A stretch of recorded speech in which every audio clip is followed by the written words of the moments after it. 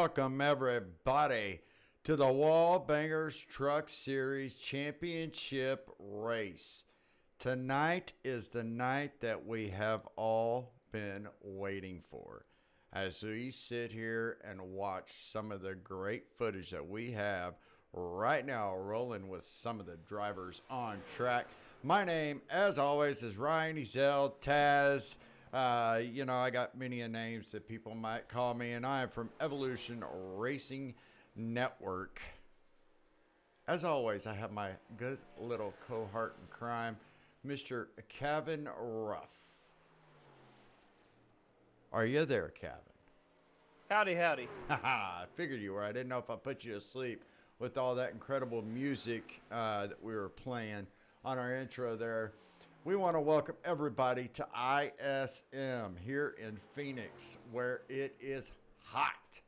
It is a lot of fun, and it's going to be some interesting racing here tonight, once again, from the WallBangers Truck Series. Now, guys, we have been broadcasting several weeks in a row, and we've been having a lot of fun doing this, Kevin. We had last week off. We had a couple of the championship drivers. You know, life happens. It's just what it is. And, we did not want to have a race with not having all four guys in. So we took the week off. We gave them an extra week to get prepared for Phoenix. And I can promise you tonight, they are going to need it. It's going to be a whole lot of fun. We'll get into all those details coming up soon. But right now, man, I want to hear, Kevin, what your take is. How exciting, how nervous, what's all that built up pressure and just excitement, adrenaline about tonight's race? What does it mean to you? What are you looking for before we get this thing kicked off? Who's got the most grit? Who's going to go out there and attack when they need to? Because, let's be honest, this is the final race of the season, and someone's going home a champion. So you're going to find out who's got the grit tonight. I think you're absolutely right, man. Yeah, I think one of the championship four drivers is going to win this race tonight. I know whoever finishes ahead of the other three drivers in that four will be crowned champion, but I think they're going to win tonight. I think one of the top four will. And we've also got that battle for 13th place as well. So you're going to really see who's got the grit. Yeah, I couldn't agree with you more, man. As we are, live from the final few minutes of practice that these guys have to kind of get the final tuning of their truck in place. And I'll kind of give you a quick rundown for the new viewers and those just coming on board here from the WallBangers Truck Series. This is an open setup league that runs every Saturday night, all kinds of disciplines of tracks. They run road courses, they run 1.5 miles, super speedways, and the short tracks. So they have several disciplines of types of tracks that they're going to run here. They are going to have to be very good in the setup department. They run teams. So these guys will actually have the opportunity to feed off of each other. They get one fast repair. They are on 100% fuel and limited tire sets. So that is something that is going to be really a key factor tonight, because if you look at what these track details are, as looks like practice is about to come to a close here in, if I'm correct, about 5 minutes or less. We will be finishing up the practice. But I want to kind of go over the details for tonight's race. So you've got 150 total laps.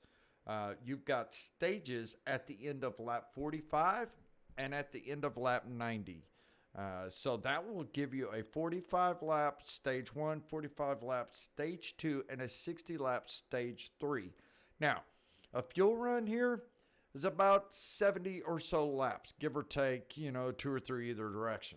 So they can very easily get through stage 1. They can almost go 1.5 stages and definitely go all of third stage. So we don't have a large field here at the WallBangers Truck Series by design. These guys are very, very in tune with one another. They're very respected drivers against each other. They are very aggressive, but yet at the same token, they're very respectful of one another, both on and off the track. And these guys are going to really have to show what they're made of tonight. We'll be showing you a special little segment that we have produced over the last week for the Championship 4 drivers, which are Trevor Massetti, our Cali kid, Michael Sheffield, Craig Burns, fan favorite, and Chad Singer, Mr. Consistency. So all 4 of those drivers are our final 4. And it's basically, doesn't matter about stage points, doesn't matter about points at the end of the race. It's whoever finishes in front of the other drivers, whoever finishes closest to the first place spot of those 4 drivers will be crowned the WallBangers Truck Series champion. Now, there's a lot of factors that are going to go into play. Tire wear, fuel strategy, making sure at a track like ISM that, has a lot of character to it, if you will. Let's pull some race info up if we can real quick. Take a look at it. Kevin, this thing is, it's a somewhat flat track with a lot of character because it's not your traditional oval track. It's just a hair over 1 mile, but drives like a traditional short track in some aspects, and then drives like a cookie cutter 1.5 miles in some aspects. So you kind of get the best of both worlds, but you have to be very careful because this is one of those tracks that will reach out and bite you, whether it's coming through the dog leg and carrying too much momentum and unsettling that truck, or coming out of 4 and putting too much power down and losing that rear grip. And then you're going sliding and just spinning down that narrow front straightaway, and there's nowhere to escape. So it's not like you can slide into the grass, recollect yourself, and get back going. You're going to hit a wall. You have the wall that divides you between pit road and the front stretch, and then the outside wall, they're against the grandstand. So if you come and lose it out of 4, you're definitely going to be sliding. And that's something about this track that gives you characteristics of both types of disciplines. Now, here at Evolution Racing Leagues, we love to have fun, put a little color commentary, if you will, into everything that we do. And as they have said, they kind of tagged us with a tagline, have they not? And if y'all did not catch that at the end of our intro video, there was 2 words that has kind of caught on to our catchphrase, if you will. What were those again, Kevin? Absolutely. Entertaining. That's Entertaining. Right.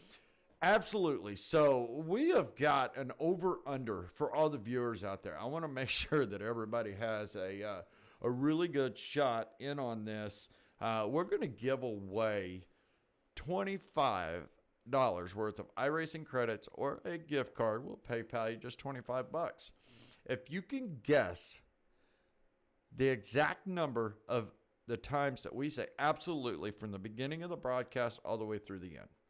So we will go back and we will have an exact counter at the end of the race.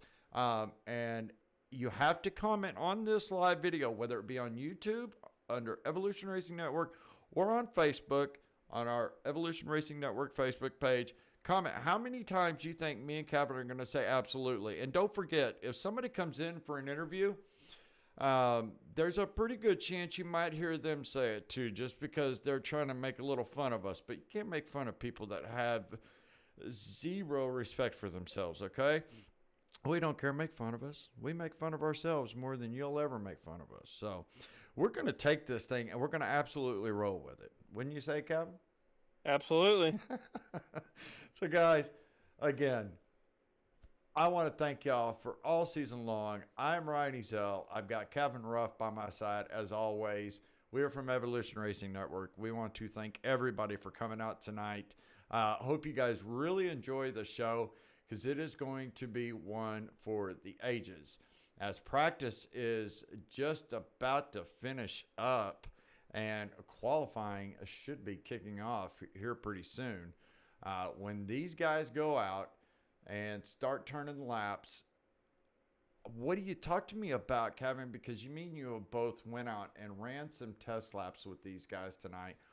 What do you think the key to qualifying is? Do you throw that first lap away and just put all your eggs in one basket? Or is it really, truly all about getting all the grip you can? All the grip you can. You can actually get 2 good quality laps here. I just always, when I'm coming out of the pits and going into that turn 3, I like to just kind of keep it high and build up as much speed as possible coming out of the turn. So that first lap is probably going to be your best lap. I've seen sometimes where you can put down your second lap and it end up being, Oh, a better lap. well, and I But hate to interrupt you, Kevin, but man, I don't know what happened there if the session was shortened up, but it looks like we missed qualifying. We were watching it there as we thought that was a practice session, so I need to apologize to everybody. But before we get too far deep into this, we need to get our pole sitter, Brian Fine, up here. That looks like he ran a 27:53. So let's see if we can't get him on the horn real quick and find out how he got that done so good. Brian Fine, Ryan, and Kevin in the booth. You got a copy? Yes, sir. Got you loud and Hey, buddy. Well, you may not have made the Final Four, but you're sure making a final impression at this championship race here at ISM. Heck of a lap, man. You just about 1/100th over the 3-trucker Trevor Massetti. Tell me how the truck feels tonight. What are you looking forward in this last race of the season? truck's feeling good tonight. Phoenix is one of them strong suit tracks for me. I know there's a fast field tonight, especially with the top 4 for the big prize tonight. So, I mean, let's see if we can go play spoiler. Absolutely. That's what a lot of people love to do, man. They just want to go out there and they want to have a little fun with this. So, well, brother, I'm going to get you back into your team chat. I know you guys are getting ready to go out. So, enjoy tonight. I hope we get another chance to talk to you, whether it be at the end of one of the stages or more importantly at the end of the race. But go out there, kick some butt, and have some fun. And for it, thanks, guys. All right. Well, Kevin, man, this thing's kicking off quick. We're over here lollygagging around and not even paying attention to it. We have got these guys racked and stacked and ready to roll. Looks like Brian Fine and Trevor Massetti are going to make up that front row. And that iRacing Chevy Silverado pace truck is off. And we are about to be underway for the championship race at the WallBangers Truck Series. And here we go. As they cross the line, Brian Fine in the 98 truck hugs it down to that bottom line as they get up to speed. Trevor Massetti is not letting him get too far away. Now, Kevin, let me ask you this. As we get this thing rocking and rolling here, man, what's the strategy? Do you just stay in the back and try to keep the truck clean until that third and final stage? Or what? I mean, man, because if one little incident takes place, it could cost you a championship. I would, if it was me, and I know I got a good truck, I'm trying to be out front, because out front you ain't going to cause any trouble, or be involved in a wreck more than likely. Sure. So if it's me, I'm trying to command this race from the start to the very end. You're right. And as these guys get single file out, I think one of the things about running in a tight group of drivers like we do here at the WallBangers Truck Series, Kevin, is these guys are very competitive with one another, but they're also very respectful of one another. So I don't think you're going to see a guy like our pole sitter, Brian Fine, or say Jeff Carson running in 4th position, going to go out there and want to push it too hard near one of those championship 4 guys. You know what I'm saying? They're going to want to make sure that they give them every opportunity to race their own race. As we see the 9 truck of Jeff Carson loses it. No caution. We are staying green. But great save. Man, great save. He got a little inside wall contact but man, that spoiler has a little uptick. See if we can't go take a look at it. Man, that was so close. Let's see. He'll be fine. He's got that one fast repair, so he'll be fine. Yeah, I think this is probably going to take us too far back, but man. There it is. He just lost it off 4. Just got into the throttle too early. When you start out these trucks in the opening laps, tires are so cold and the heat's not built up yet. You got to be real easy and feather into that throttle, or it'll just come out from underneath you. Yeah, you're right, man. You're absolutely right. These guys have done a really good job of putting laps and laps and laps of practice in for this week's race, whether you're in the championship or not. Uh, but Jiminy Christmas, it is so easy for these drivers to lose it because this track reminds me of a slick track at the old go-kart facilities that you run in any small town. You're just always on the brink of losing it, but the fastest way is right there on the edge, right? Loose is fast. Absolutely. You know, these guys, they do a really good job of pushing the limit, but it takes just the tiniest little bit of over-excitement, overzealous driving to get you into predicament that you're spinning just like Jeff did now. The good thing was that they were all spread out for the most part up to that point, and they didn't make any contact with each other. That could have been disastrous for somebody like Craig Burns that was positioned behind him. If he wasn't as good of a driver as he was, Jeff could have hit that wall, stayed in the throttle, bounced back up into the field, and taken out one of our championship Ford contenders. Let's remind all the viewers tonight as we are completing lap 8 of 150, that our final 4 drivers are the 3 truck of Trevor Massetti running currently in the 2nd position. Right behind him, we have the 1 truck of Michael Sheffield. And directly by him, we have Craig Burns in that Menards 2 truck. And then 2 positions back, we have the 23 of the BSR Racing, Chad Biesinger driving that beautiful yellow, orange, and white Toyota Tundra. That is your championship Ford. Before we get too far into this broadcast, we already kind of screwed the pooch by missing the beginning of it and kind of cutting that up. And there was a segment that our producers put together this week and worked really hard on. So we're going to show that to you now. This is a video that was put together by the production team to kind of highlight the championship 4 drivers. We'll play it again at the end of the race, near the end, but I want to get it done and early. And if we have a caution or something exciting that happens, we'll break back into it. But until then, enjoy this. Take a look at it. This is a video highlighting your championship Ford.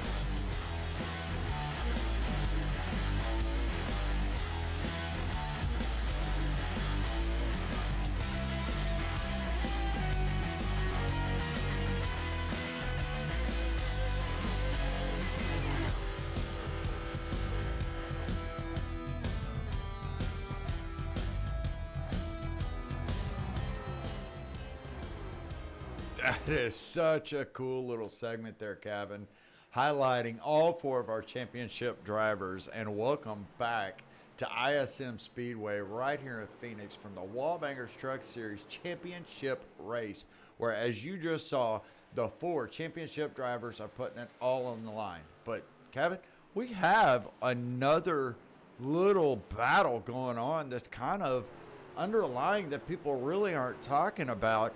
And that is the battle for 13th position. So we all know that the championship drivers here at WallBangers will receive a full Butt Kicker Gamer 2 setup, $100 worth of iRacing credits, which in today's time is valuable as much as the dollar is. But 13th position, so the top non-playoff drivers. So before we started the playoffs, top 12 drivers were locked into the playoffs. Well, that top driver at the end of the season, which is 13th position, also wins $100 worth of iRacing credits. And that is a battle between 2 drivers, Kevin, Jerry Culver and Chris Claude. So the 13 and the 10. You see right there, right in front of Chad Biesinger, you see the 13 of Jerry Culver. And then we have Chris Claude that is right behind Chad Biesinger, right there in that Cornflakes 10 truck. They are within one position of each other. So those two are battling. So we have kind of two independent battles going on. What does that do for the dynamic of the race, Kevin? Well, I mean, there's really two different battles. I mean, you're going for the championship between the four, and then between Jerry and Chris. You know, you just got to put it all out there, man. You can't make no excuses or mistakes tonight. I mean, there's opportunities to win, and there's multiple ways to do it. So just go out there and give it all you got, man. Yeah, and these guys, you know, I'll be honest with you. iRacing may be a simulator. Hell, it may be a video game to some people, or to some people's wives that really don't understand what we do in these rooms for hours on hours as we see the 10 truck get a little loose and tap the wall. But to all of us that actually are passionate about this is kind of our lifeblood. This is our escape from reality. This is what we do and put a lot of time into this, a lot of effort and a lot of energy. So when they get out on the track, it's game time. It's super competitive. I mean, super competitive. Nobody wants to go out there and do bad. Nobody wants to go out there and fail, or, you know, and not take all the hours of preparation into it and let it come and result in something. So, you know, you have a lot of battles going on the track, and they're going to give the championship four some room, but at the same token, they're not exactly just going to give it to them. If Jerry sees that 10 truck creeping up behind him, he's got a championship four guy right in front of him, and he's faster, that's where you might see some interesting plays come in, because what does that championship driver do? Does he move up and get out of the way because he has the bigger picture in mind? Or does he, hey, I got to have track position. I can't let these guys get too far out. I mean, you got multiple strategies going to be playing out, and it's going to be up to each and every one of these individual drivers. As we're sitting there watching the one truck of Michael Sheffield from Emporia, Virginia, you know, he has been one of the quietest guys on the track all season, and he's had a very up and down season. There's been several races where he's just been at the wrong place at the wrong time, and then there's been several races where the poor guy just goes out there and puts a clinic on. We saw earlier in the season where him and another truck, it just seemed like they were always making contact with one another out on that track. And it's heartbreaking to see anybody, you know, that is fast be running up front and get caught up in an incident. But the one thing that this league has that others don't is one fast repair. So I kind of equate that to people that aren't familiar with iRacing. It's very simple. So everybody has pit stops. You're going to have to go in. You know, we're on lap 23. So here at lap 45, we have a guaranteed pit stop for the end of stage one. They're going to be able to go in, take 4 tires, 2 cans of Sunoco fuel, and get back on the track. It's about an average of 13.6 to 14 seconds to do that. Well, if you get damaged like Jeff Carson did early in the race, he's going to want to get that damage repaired. Well, a fast repair is equal to having 8 extra guys be able for one time in the race, only one time, and you get to choose it, 8 extra guys to get to come over the wall with every tool that they can carry and get that truck fixed. So that's kind of what a fast repair is. And these guys, you know, want to save that in the bank in case they have something happen to them late in the race. You know, here it is already 24 laps in, Kevin. And, you know, I look at the track map and let's see if we can't pull that up real quick and kind of show viewers what we're looking at. You can see on the track map there, they're not even a half of the track spread out between first and last. So they're staying relatively bunched up for the most part. So we'll have to see kind of how this thing plays out over time, because lap traffic could be a factor. Absolutely. Lap traffic is always a factor into it. But right now, I mean, they're staying pretty tight. I don't see anybody falling off pace, you know, any worse than what it is now before the end of this stage. So overall, you know, all these guys, I mean, pretty good setups for this race. Even with Jeff Carson having a little bit of damage, I mean, he's hanging in there. Yeah, he is, and he's actually making his way back up as you see him get up to the bumper of our pole sitter, Brian Fine. Now, I wonder if this is a strategy by the 98 of Brian Fine or if this is maybe a mishap on their setup. Um, because, man, to go out and run a 27:40, I believe, set the pole, have great practice lap times, and then fall all the way back to sixth, potentially seventh position here shortly if Jeff gets around him. I'm wondering if they missed something on a long run truck. It may have been a short run truck, but they may have missed something there. But he's not losing the pack too much, so I don't see it being a major factor. It's early in the race, got plenty of time for the guys in the pits to work on the truck, get the setup dialed in, and getting back up front. Because like he said in the pole interview, he just wants to be a spoiler. And I think that's what him and Jeff and Jerry and Chris Claude are all out there to do. They want to be a spoiler. I think that's just as exhilarating and just fulfilling to win as a non-playoff guy as it is for one of the championship four guys to win. Something that I've learned, though, that a lot of people in the iRacing, they've got mixed opinions on this, but I think you and I can relate to this. Just because you start on the pole and put down the fastest lap doesn't mean you're going to be the most consistent and win the race.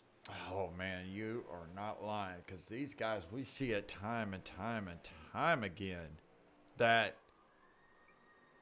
these guys will go out there, and there's like two different strategies, it seems like, when practice opens up. Those that are going out there and trying to just put a hot lap down, and then they'll go back in the pits to work on it, go back out and just try to do a hot lap. And those that are like the Michael Sheffields of the world, the Chad Biesingers, where they're just going out there and they're like, okay, I'm going to go do 30 laps. Then I'm going to check my tires. I want to see what the wear is. I want to see what the temps are. Then I'm going to go do another 30 laps. Where I qualify is where I qualify. And the thing about this field is it's not like it's a 40 truck field where track position is going to be crucial. These guys are going to have plenty of space around them with not a large field. And they're going to have plenty of time to work on the truck because you're not going to see a ton of cautions.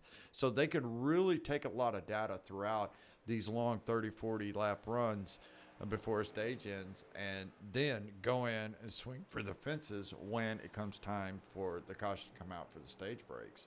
But, man, I don't know that we'll see many cautions. I think you'll probably see a caution, obviously, at lap 45 and 90 for the stage breaks. But when it comes to that third stage, I'd be hard-pressed to say that, maybe we get one or two cautions, and that's maybe, especially if this field gets this stretched out this fast. I mean, we're 33 laps into a run, so we've got 12 laps to go in this first stage. The field's spread out over half a lap now, so unless somebody makes a mental mistake or just overcooks it on corner exit, maybe have an incident like Jeff did. But Jeff said, most of these drivers are good enough to be able to collect themselves and save it. They know when they're about to push it over the limits. Yeah, this class of drivers is just really good. They all know how to control it and keep it under control. But I'm just sitting here thinking of something silly right now, but I just wanted to point it out. 1, 2, 3 is 1, 2, 3 on the track. Let's take a little bit of closer look at that, shall we? All right, let's take a look here. So at first position, we have D1, and let's take it a step further. So we have D1, the only, Michael Sheffield. In second position, we have the 2 truck of Craig Burns. And running in third, we have the 3 truck, the Cali Kid, Trevor Massetti. That's pretty ironic, but I don't think that was by design by any stretch. But I'll tell you, Craig, started a little deeper in the field, and he's working his way up there. And Trevor started outside front row, but he hasn't let that leader out of his sight. Brian Fine fell back a little bit, and I'm sure he'll be back up here contending for a win before the end of the race. But as we see it, we've got a little 3-truck pack that has just taken off. Craig hasn't been Craig is a certified union electrician and out of Michigan, and he has been out of town for the last 2 weeks working on a job probably 3 or 4 hours away from his house. And he literally got home, I believe, last night. So he has had very little time to prepare for this race because he's basically been gone since the last time we saw you guys 2 weeks ago. And I think he's doing okay, though, Kevin. Oh, he's doing great. He's a good driver. I mean, yeah. I'm very lucky to have him on Front Row Racing in the RSR Cup Series. But he's just a good driver, man. He's just got a good raw talent of piloting these things. And I mean, same with Sheffield and Massetti themselves. You know, especially with Massetti. You know, 18 years old. I mean, he's the youngest one in this field. I mean, he's just out here showing them how to do it. You know, week in and week out. So, just major props to these top 3 guys right now. I mean, they're just out here putting on a clinic. Well, speaking of Trevor Massetti, and I screw this up every single time. You know, if I was any smarter at what I did, and maybe Brian Massetti, because I know he's watching it. Hopefully he's watching on YouTube, watching on the big screen at home with Christy and the rest of the family. Watching Trevor go out there and try to win his first championship in the WallBangers Truck Series. But I want to pop this up again so we all see this picture right here. And I think I always screw this up. And when I sit there and want to say that's yellow fever, I don't think that's yellow fever. I think yellow fever is an actual truck, if I'm not mistaken, an old school truck that's been in the family for years. But Brian, tell me what is the name of that multi-engine tractor right there that Trevor's sitting in? You know, he looks really little, but that was probably only a year ago. No, he's got to be. Yeah, he's probably 2 foot tall there, so maybe a year and a half ago. Sorry, Trevor. But anyways, tell me what the name of that thing is, because I just cannot remember to save my life. Every time we come on air, I've got it saved in my head and my memory, and then all of a sudden, I forget every single time. So, Brian, Jim, Steve, Christy, brothers, sisters of Trevor, you guys, somebody pipe in on the chat here and let me know what the name of that tractor is, because I know it's not Yellow Fever. That is the infamous truck. So let me know that, because that's been driving me nuts since we kicked off the broadcast here tonight. So let's take a little look as we are about to cross the line with 2 to go, which means pit road will be closed as soon as the leaders cross. Actually, they have another lap to go when they cross at lap 44, because the stage will end at the conclusion of lap 45. So with 2 to go, the pits will become closed. So nobody can pit. If somebody tries to short pit and kind of play a strategy of track position to where they can stay on the track and everybody else pits at stage break, they get to move up. So they close pits at the with 2 to go. I don't think you're going to see anybody try to do any off-kilter, off-strategy tonight until that 3rd and final stage. I think they're just going to mind their P's and Q's.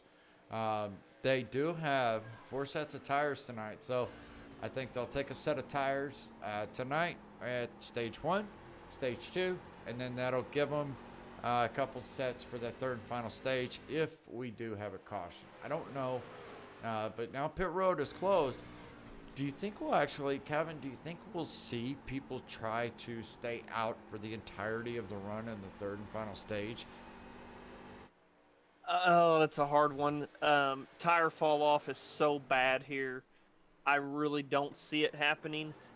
With the smaller field, it's very possible. You know, if we had a 30-car field, Yep. I think it would be a definite no. But I think if you're somebody that wants to be a spoiler, or if you're Chad Biesinger, because Chad's off pace a little bit with the other 3 guys, I think you throw a Hail Mary and go for it. Yeah, as you see the one truck cross the line there, which means that is the conclusion of stage 1. And Michael Sheffield, not that it really matters for points tonight, but it's got to help with a load of confidence knowing that Michael Sheffield has went out there, started off the front row. He didn't get started in first, second position. He was off the beating path further back in the field, and he still was able to get around and go secure that lead and not look back. So congratulations to the one truck of Michael Sheffield for winning stage 1 here at ISM. But I'll tell you one thing. You're right. They finished exactly like that. 1, 2, and 3. And I'm not going to, say I'm shocked, but take a look at who finished in 4th. That 13 truck of Jerry Culver, he's back there in the back going, hey, don't count me out, boys. I may not have made the playoffs, but here I am, and I'm still going for that 13th position, and that's another coincidence in numbers. The number 13 truck is going for 13th position to win that $100 in iRacing credits. So, got multiple challenges here, and we'll sit here and take a look at, his front 3-pack here and see. I'm pretty sure you're going to see the same strategy on all 3 of these trucks. 4 Goodyears and 2 cans of Sunoco fuel. As you see, one truck there, Michael Sheffield, having a little bit of connection issues. iRacing's been having a whole lot of fun, it seems, this week on servers, but it's been getting a lot better. And you see all those trucks going up on the right, and then you'll see them go up on the left, and there they are. So it doesn't look like anybody is taking a varying strategy. But the one truck is going to get beat off pit road. Wow, so we did have a little shuffle up front. So Craig Burns in the 2 truck is going to come out the leader with Trevor Massetti second and Michael Sheffield falling all the way back to 3rd. Before we get these guys stacked, racked, and ready to roll, let's see if we can't get a hold of Michael Sheffield and get him down here for an interview. Yo, Michael Sheffield, Ryan Cabin in the booth. You got a copy? I got you. You got me? Hey, what's going on, brother? Well, congratulations on the stage win. We've been talking all night about it really doesn't matter what the stages are tonight. It's really going to matter about that 3rd and final one. But, man, that's got to be a load of confidence there, knowing that you were able to go out there, start deeper in the field than the other guys, and drive around them and not look back. Once you got that lead, you didn't look back, brother. How's the truck feeling? What's the strategy for the rest? Truck feels pretty good. Strategy for the rest is just trying to race the track, not worry about what else is going on. Keep in my mind that this is just a race, just another race, and just try to stay focused on, keeping my truck together, putting it where I want to be, hitting my marks, and see how things turn out. Well, good deal, brother. Well, the truck looks smooth. Ironically enough, you finished 1, 2, 3. 1 truck, the 2 truck, and the 3 truck. So when you go back to your team, you just let them know that not only did we have the number 1 truck finish first, the 2 truck finish second, the 3 truck finish third, but Jerry Culver in the 13 truck is out there fighting for the 13th position in the final championship standings, finished 4th. So looks like the lights are about to go off on that truck, so I'll let you get back up to your team chat. But, man, I hope we get to talk to you tonight. Good luck. We're pulling for you up here in the booth. And, man, go out there and kill him. Go out there and show him what you're made of, brother. All right, I appreciate it. All right, man. We'll talk to you soon. All right. All right, that was your 1 truck, Michael Sheffield there. As you see everybody getting lined up, double file. Michael Sheffield will be starting that inside row, second row back inside line. As the lights are off on the iRacing Chevy Silverado, it'll be ducking down a pit road here any second. And you're about to see these leaders take off for stage 2. And there goes the truck. Kevin, take us away, brother. Craig Burns coming first off pit road. He's going to take it to green flag. Got a huge commanding start. Wow. He's going to take it down into 1. And Trevor Massetti, the Cali kid, is probably going to come down to that bottom as he is. And he will take 2nd place. And Sheffield's going to hold up 3rd place. And then look who's in 4th, Kevin. Who is that? Chad Biesinger, the myth, the man, the Mark Martin of the league, the legend. That's right. So you have all 4 championship contenders running 1 through 4. Now, this may be reminiscent of kind of how the NASCAR race has been the last few years. If you go watch the Cup Series race, man, it seems like the top 4 guys that are making it. And maybe, we always wonder, is it the rest of the field letting those championship 4 guys go up front, go battle it out? We'll sit back here in the back and have our own little battle? Or is it just because the cream rises to the top and they're there for a reason and that's the position they belong in because that's what they've earned? Who knows what's going through the drivers' minds out there, but all I know is the top 4 are running 1 through 4, and we have got another stage to go. So at the conclusion of lap 90, you will see them come in for their last guaranteed caution, which who knows what will happen. And you see the 2 truck, though, Craig Burns, he got a huge launch on that restart, Kevin. And, whoa, let's go take a look and see what happened. I think that was the 13 truck of Jerry Culver. Looks like he got a little loose coming off of 4. And let's see if we can go take a look at this. He's on the inside of the 10 truck, which ironically enough is the truck that he is battling for in that 13th position for that coveted highest non-playoff driver position. I think he just got a little loose, man, to be honest with you. I don't think anything bad happened. But those 2 guys are back there in the field. Chris Claude has gotten around the 13 of Jerry Culver. But, hey, you know, if I know anything about Jerry Culver, he'll be back up there in no time and going for getting back up front, going for the win. You know, speaking of the front, we've got these leaders here. Craig Burns just checked out, Kevin. He is gone. He has got, what, almost over a 1-second lead over the Calicutta Trevor Massetti, and then another half a second back to Michael Sheffield. Yeah, Craig just took off, man. He's in that Menards truck. I wonder if he got a notification on his phone that the lumber finally went down in price, so he's headed to Menards to get a couple sheets of plywood. Well, I think it's Jerry. And not Jerry Culver. I'm going to go and do this because he hasn't ran this paint in quite some time. The shop has not ran it. So I have raced with Craig Burns for over a year and a half now. And I spent a lot of time behind him. Okay? And there's a reason that I wreck so much. And I want to see if I can't get a better picture of it. Might be a little hard to see. You see that cat right there on his tailgate? That's Jerry the cat. And it's a 9-eyed cat, Kevin. And it is mesmerizing. There's 9 eyeballs hidden in that cat's head. It looks like right now from that shot. But I'll have to get a better shot of it for you. That Jerry, the 9-eyed cat, is the most mesmerizing thing a driver can see out their windshield because you lose focus. You lose all reality, Kevin. You have no idea where you're at, what you're doing.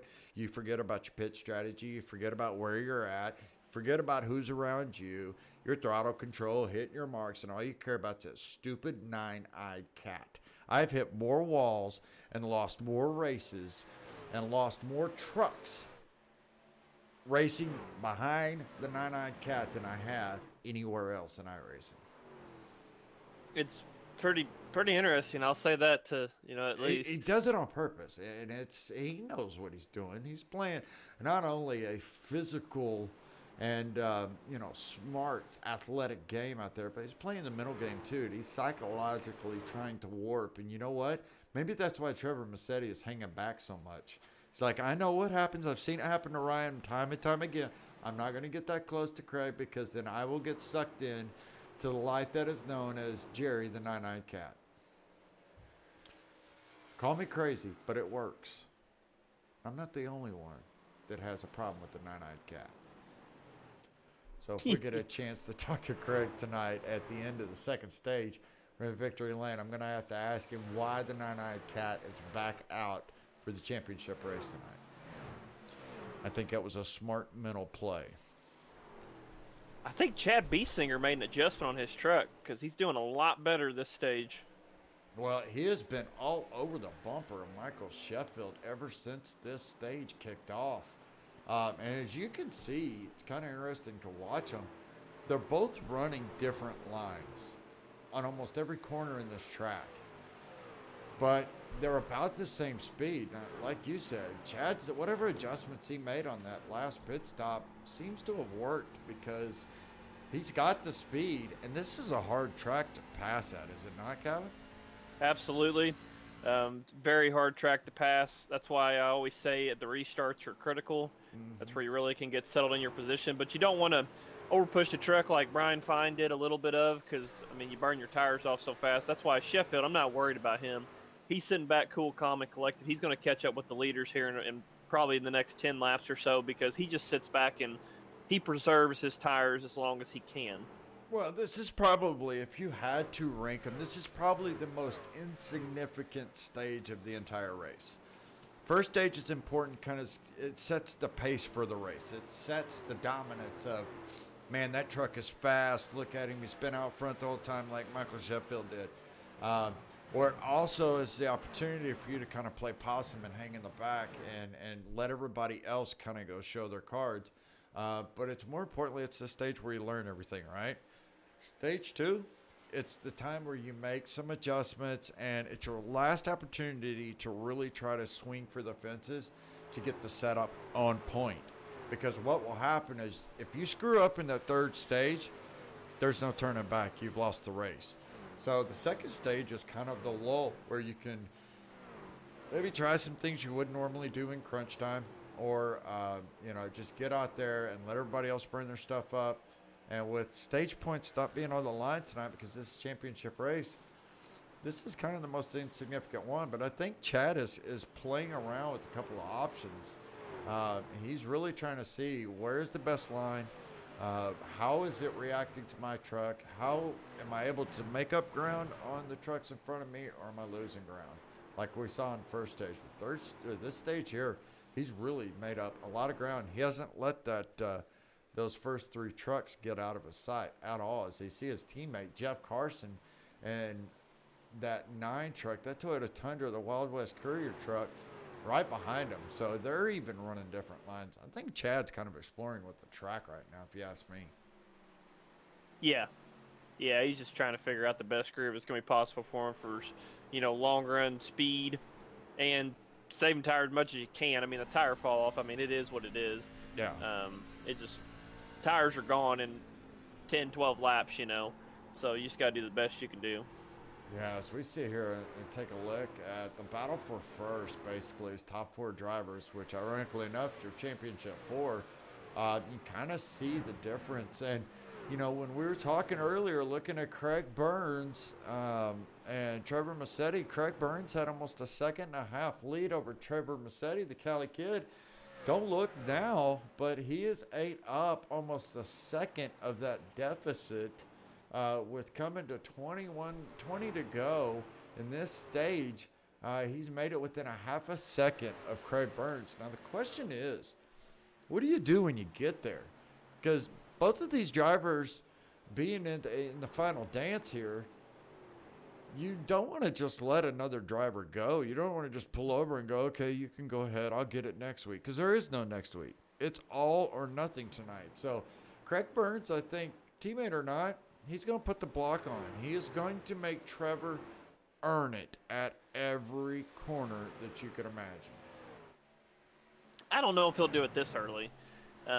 I know definitely in stage 3, when it's time to crunch down and try to get this thing done, definitely. But I think right now, I don't know, if I was out front and Trevor had a commanding way to get around me, I'm not going to fight him too hard. I'll play a little bit with him just to see what he'll do.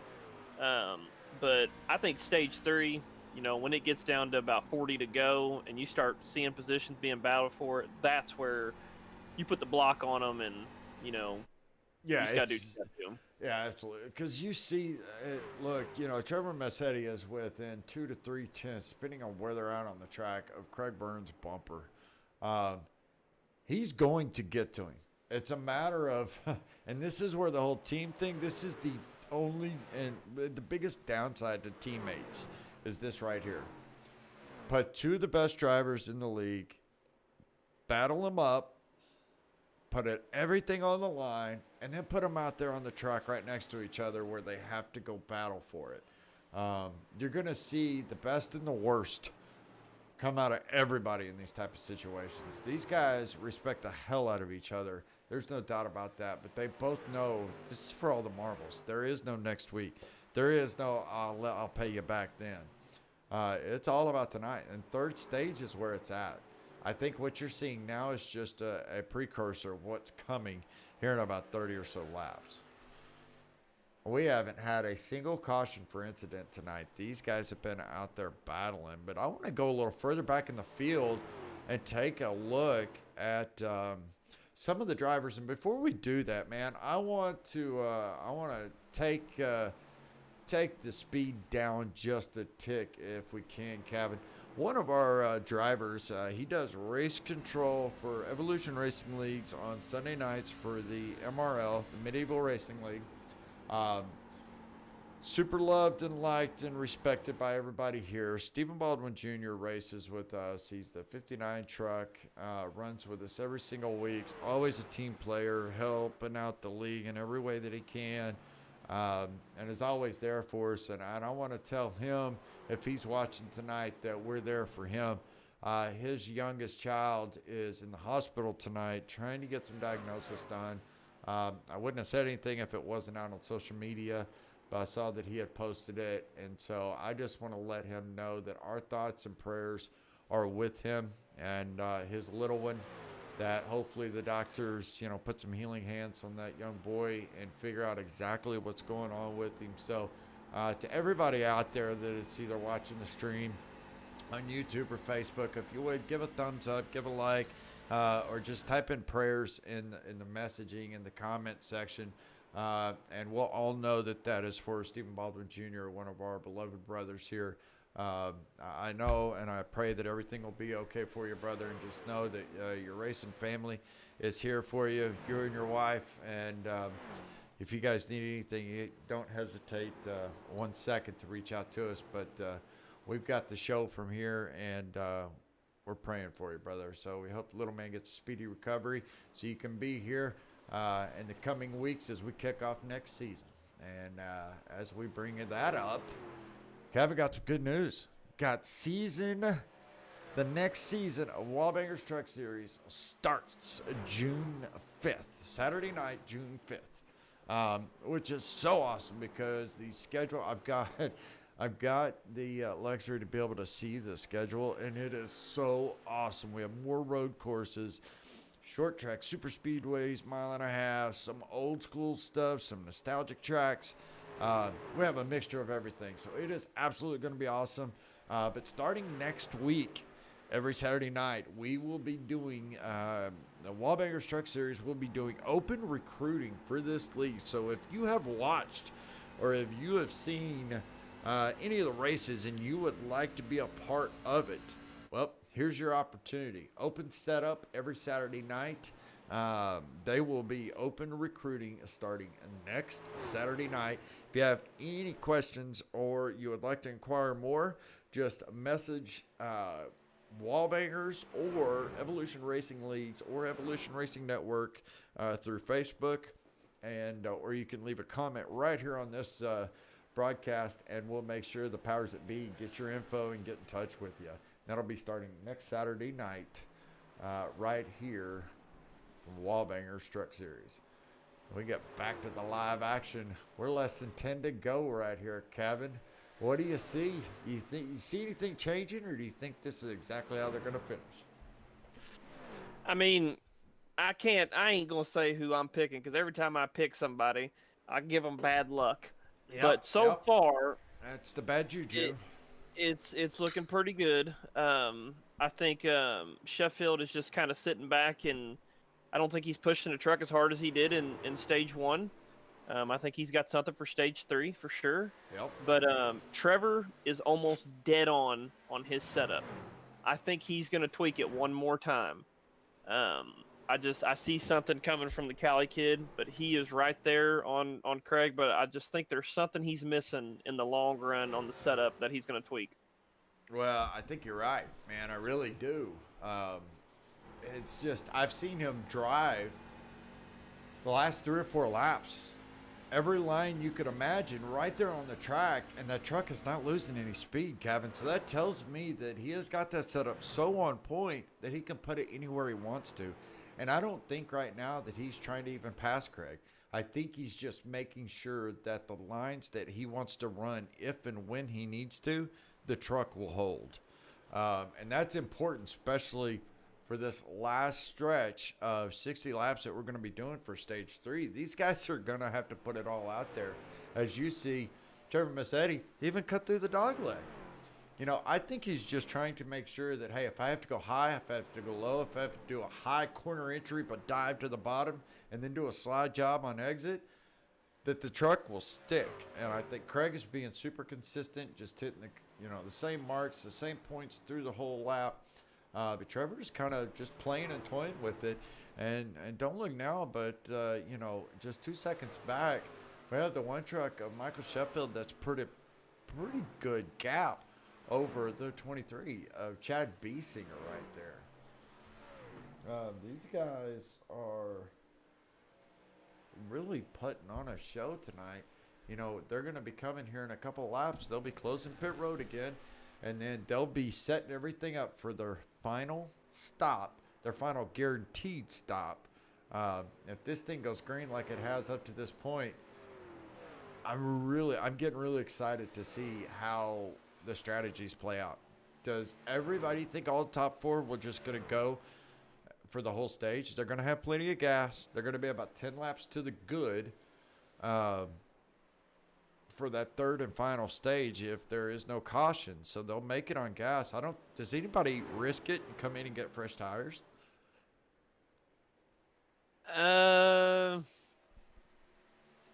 I mean, everyone's going to take tires at the end of this stage. So, do you think anybody risk it and comes in that third stage to come in and get fresh tires? I mean, there's about a 2-second fall off between the beginning of a run and now at the end of a fuel run. I still think the four championship contenders are going to pit. I think if they see that one is not going to pit, it may open up an idea a little bit, but because the only one I can think of right now that could throw a Hail Mary and just stay out is Chad Biesinger. Yeah. But if I'm Sheffield, if I'm Massetti, if I'm Burns, I think I'd pit in stage 3 at some point. Maybe, I mean, obviously don't take any more fuel because you can make it on fuel. Sure. I'll be really shocked if they all stay out, to say the least. Yeah, I agree with you. I think if one does it, I think if there is a caution for incident, if somebody loses it, as we get, coming to the line right now with the white flag of stage 2, as Craig Burns has a commanding lead, I don't see it really finishing in any order different than what you see now. I think they're all going to play the same strategy if there is a caution. If there's not a caution, I don't think any of them come in and risk it. Because I don't think you can make up enough time, even on new tires. 2 seconds is not enough fall off. As you see, Craig Burns come out of 4, and he will come across the line to take their green and white checkers from Barney the Flagman and will win stage 2. Just like stage 1, though, man. Michael Sheffield started on, not on the pole, came up through the field. Once he got the lead, he didn't look back. Craig Burns, he did it on pit road. In stage 1, at the end of it, came to pit road, man, and he had a killer stop, got out in first, and never looked back. So who do you think will do that in stage 3? We'll have to find out.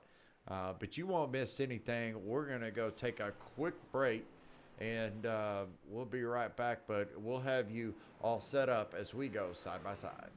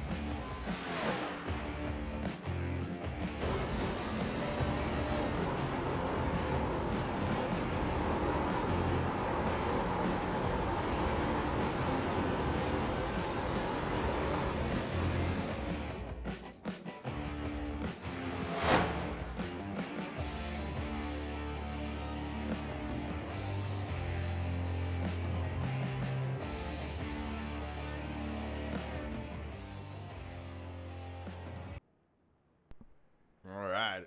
Thank you very much. That's the MRL League that is every Sunday night broadcast by Esports Broadcasting Network. But as you see, we are going through the pit stops right now as Craig Burns. Oh, man. Oh, this could get interesting, Kevin. Because don't look now, but I think we've got the same exact thing that happened in stage one. Craig Burns went in first and came out second, just like he did to Michael Sheffield. And oh no, Kevin. Uh-oh. I think he got a black flag for speeding on pit road because he has fallen all the way to the tail of the field. Do you know more, Kevin? No idea at this moment, but it looks like Craig Burns got a speeding penalty. Oh, let's call him up real quick. I'm sure he's gonna be loving this. Craig Burns, CB12, surrounding Kevin in the booth. You got a copy? Yeah, I got you guys. Hey, buddy. I don't want to be a bearer of bad news, but you're supposed to be up front. What happened? Yeah, Sheriff called me on exit pit road there. It's all right. Get you every time. And hopefully get it back up there. Well, hey, brother, I know the stages don't mean much tonight, but you went out and absolutely dominated in that stage two.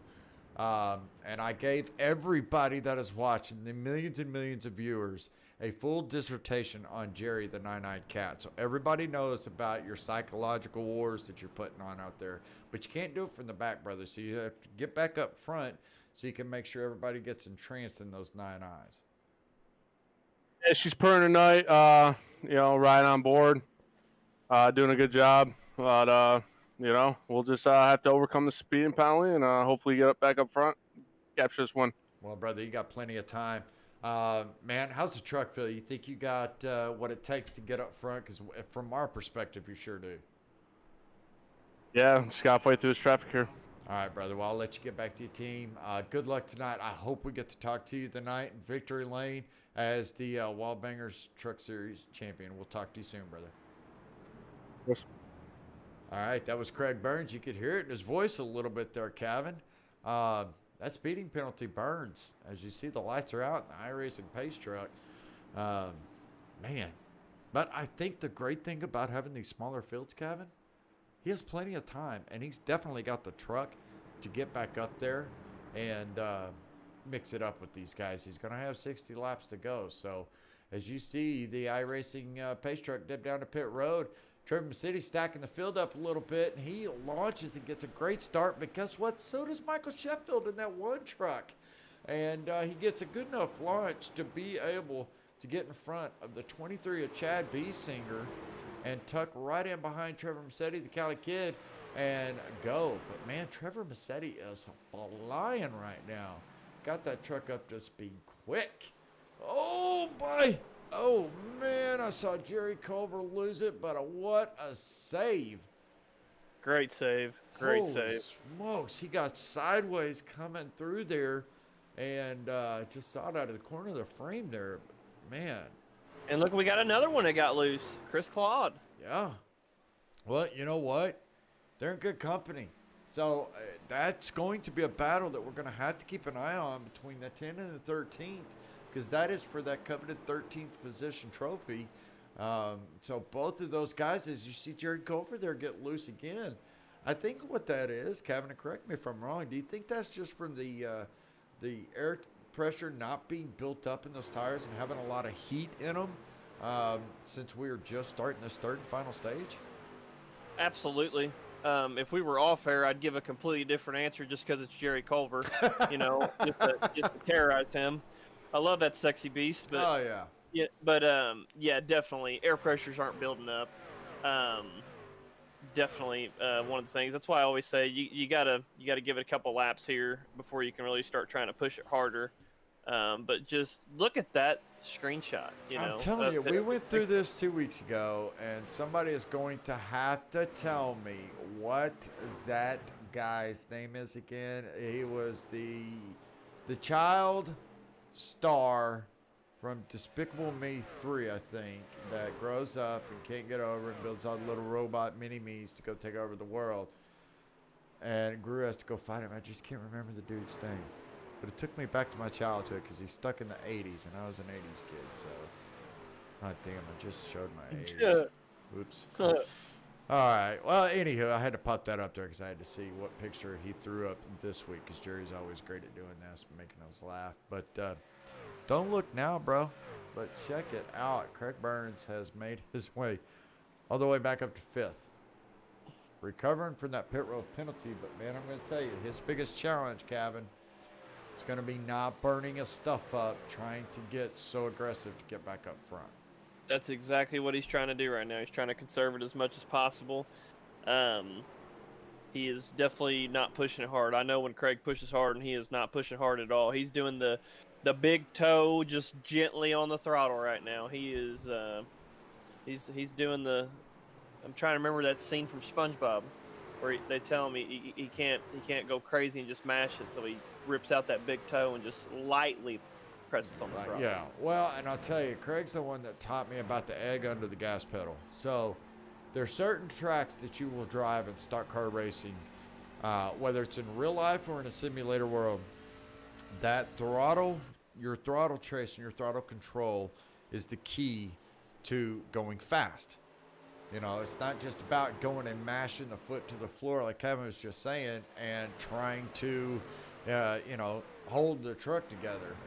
It's about finesse, and he's the one that taught me. Some of these tracks, especially ISM, you have to treat it as if you have a fresh egg underneath your gas pedal and you don't want to break it. So you have to put just light pressure into the corner and light pressure coming out. And I think that's what he is doing right now. I just hope he has enough truck left, Kevin, to get up there, because there would be nothing more incredible to see than the front four, the championship 4 guys going out there battling it out all really close to one another, because we've only got 45 laps to go in this race. It has absolutely flown by. As you see, we're on board with Craig right now, and we're kind of take it a lap around the track. Let's go from right here from his helmet cam and watch him drive it into these corners. You see he's got a little bit higher entry point, which allows him to get a little deeper into the corners. And then he's pretty even with the 23 BSR Chad Biesinger right there. But, man, he gets so much more in corner entry. He actually has to put a little bit of brake there to keep from getting into Chad Biesinger. But that's the thing about ISM that makes it so unique. There's about 55,000 ways to drive this track. Yes. Yes, without a doubt. Without a doubt. And so a lot of incidents that come with these large fields of, 30, 40 trucks out there here at Phoenix is people driving it different.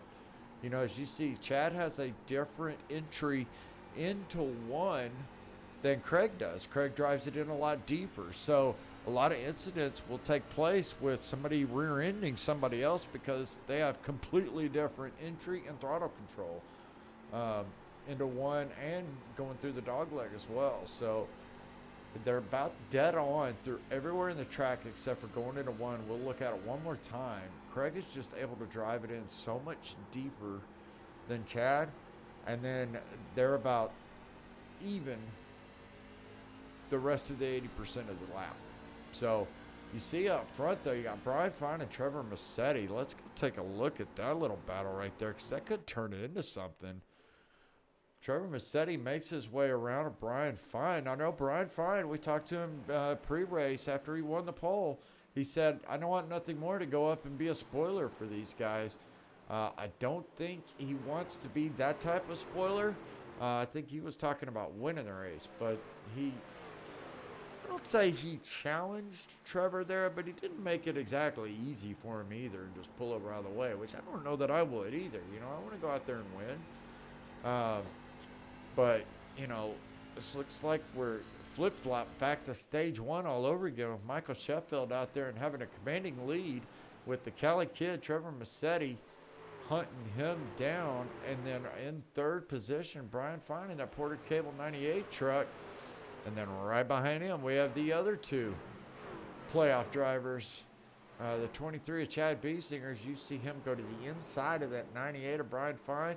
And right behind them both Craig Burns, who is recovering from a pit road speeding penalty on that last caution. So Craig needs one of two things to happen. For these guys to stop battling side by side right in front of him, because that's holding up that whole pack and allowing Trevor Massetti and Michael Sheffield to break away even further, or he needs a caution to happen so he can re-rack and restack the field there. Looks like Chad Biesinger might actually get the run off for Brian Fine. Yeah, looks like Brian Fine just relinquished and said, look, boys, y'all go have at it. He actually got a little loose coming out of 4. Yeah, he sure did. So don't look now, but look at the top 4. It's all your playoff drivers. That's what we wanted. That's what we wanted, and Want to see it with 38 to go. it's going to get interesting. And the more and more I think about it now, I don't know what I was thinking, but I don't think they're going to pit. I don't know why I was thinking that strategy on that. I thought they were going to run longer laps in stage 3, but I really don't see them doing it now. I mean, you're at this point. I don't see them pitting. I'll be really shocked if any of them pit. Sure, and I agree with you on that. I think they will if I think it could get interesting if a caution comes out. I think they all still will definitely pit if a caution comes out. There's not enough trucks on the track to play that field or that track position strategy. But, you know, we're going to be coming to 35 to go next time by. And your top 4, as we go take a look, let's take a look at Michael Sheffield and pull up our little battle box here. You know, there's your top 4 with that lap 92 was the last time all 4 of those guys were on pit road and the intervals between them. So Michael Sheffield has about a 1-second lead over the 3 truck, the Cali Kid of Trevor Massetti, and then another half a second back to Chad Biesinger, and then about another 4/10 to half a second back to Craig Burns. So they're kind of evenly spread out at this point. It's just who has played the long game better. You know, who has saved just enough tire to get out there and really have enough to battle with about, I'd say 15, 18 to go, Kevin. It's time to put the foot to the floor and see what you got. Whether the tires are there or not, you ain't got nothing left. You might as well go for it. The second place don't pay nothing, brother. I say 25 to go. 25 to go, just give her hell. Yeah, and I think that's what these guys are going to do. I think they're all smart enough. The only one that I worry about is Craig Burns, just because he had to start so deep in the field on that last restart. Did he use up too much getting to this point? So we have gone to their lap 92.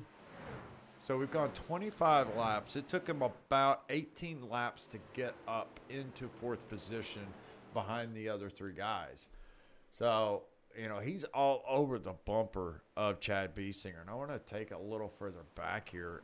These guys, Chad Biesinger there is trying to hold Craig Burns off, but I don't think he's going to be able to. Craig Burns just got that damn truck on point tonight, brother. He does. He does for sure, but he used that dog leg there. Oh. Ooh. Man. Wow. That was close. That was really close. They're still side by side, but here's where Craig is going to win that battle because he gets into one so much better, but I think he overshot that corner and it washed him up the track, and now Chad Biesinger is going to use that dog leg. And they're equal pretty much the whole lap, the whole track, except for the entry of corner 1. And Craig is going to have to set up Chad perfectly, but all he is doing now is wasting time. He is going to run out of laps once he gets around Chad to get up to the 1 and 3 truck of Michael Sheffield and Trevor Massetti, because they are getting further and further away. They are almost 2 seconds ahead of this little tandem that we see here between the 23 of Chad Biesinger and the 2 of Craig Burns. Yeah, I was just going to point out, and I'm sure I'm going to sound stupid saying this, but, you know, I said earlier that trying to go get some lumber at Menards because he saw how cheap it looked. Well, I think he's got a couple sheets of plywood and about 10 2x4s in the back of that truck, and it's just slowing him down just a little bit. Yeah, he is. And I think this is the result. And I could be completely wrong. I'm just playing off what I know. And it could be that he used up too much too quick. He had the opportunity to get around Chad. And when he sent it into turn one there, he was there. He just sent it in a little too far, and it pushed him up the track. He had to let out, and Chad was able to get back around him. And I think that may have cost him his chance. I think he's still trying to set Chad up. As you see him here, get right over the bumper. And this is where he's going to have to do it. He's going to have to get on the inside of the 23 truck out of 4, but he's going to have to be on the side of him. He's not going to be able to be where Chad can come back down and block him.